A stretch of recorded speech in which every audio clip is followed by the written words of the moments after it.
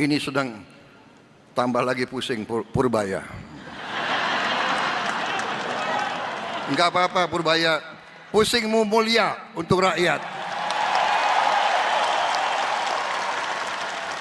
Aku lihat kau belum botak jadi masih kuat kau. Pendidikan. Ya.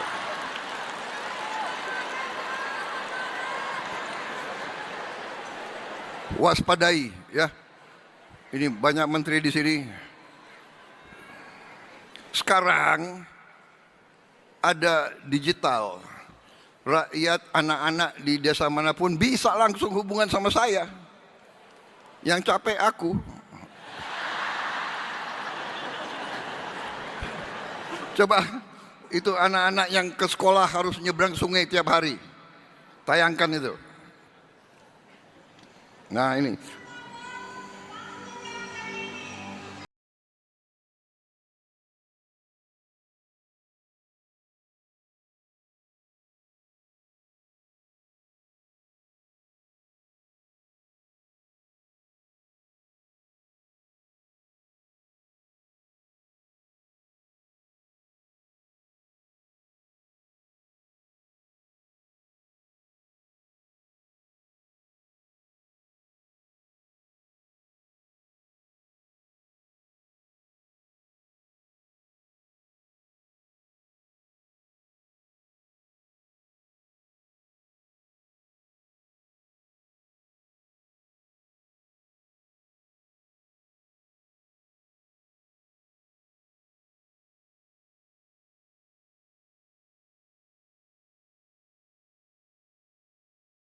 Sekolah dan kami mohon kepada Bapak untuk membangun jalan kami ini karena kami tersiksa kalau kami pergi ke sekolah.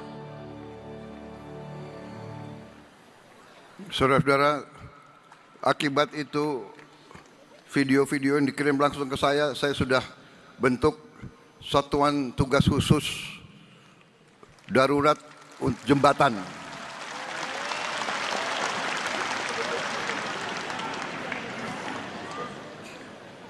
Kita butuh membangun 300.000 jembatan di seluruh pelosok-pelosok yang terpencil. 300.000 jembatan.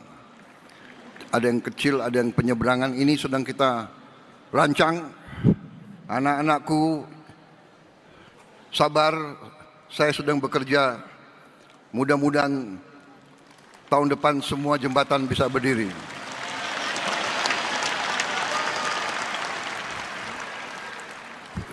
Terpaksa saya minta Menteri Dikti untuk kerahkan semua potensinya. Mungkin semua mahasiswa di Fakultas Teknik Sipil akan saya minta terjun ke desa-desa itu untuk membangun jembatan.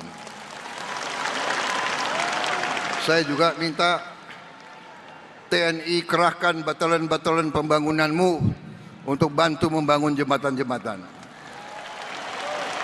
Kerahkan batalan-batalan zenimu untuk bantu. Saya juga minta polisi juga turun. Saya minta itu kompi-kompi Brimob terjunkan, bantu rakyat di desa-desa untuk atasi ini. Masalah jembatan ini menjadi prioritas. Karena saya tidak rela anak-anak seperti itu tiap hari mempertaruhkan nyawanya untuk ke sekolah.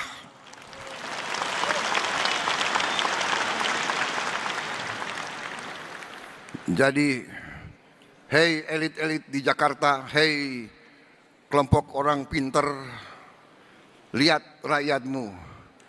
Kita atasi itu tidak dengan wacana, tidak dengan teori, tidak dengan gagasan, tidak dengan hardik menghardik, tidak dengan maki memaki, tidak ngenyek. Kita harus atasi jembatan itu dengan kerja nyata, pikiran nyata.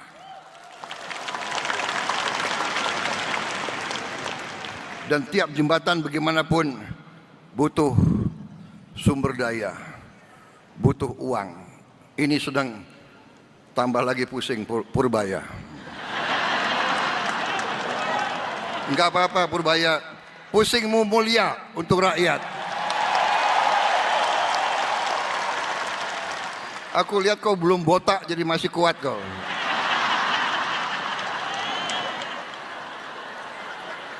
Wassalamualaikum warahmatullahi wabarakatuh. Salam sejahtera bagi kita sekalian. Selamat berjuang, terima kasih.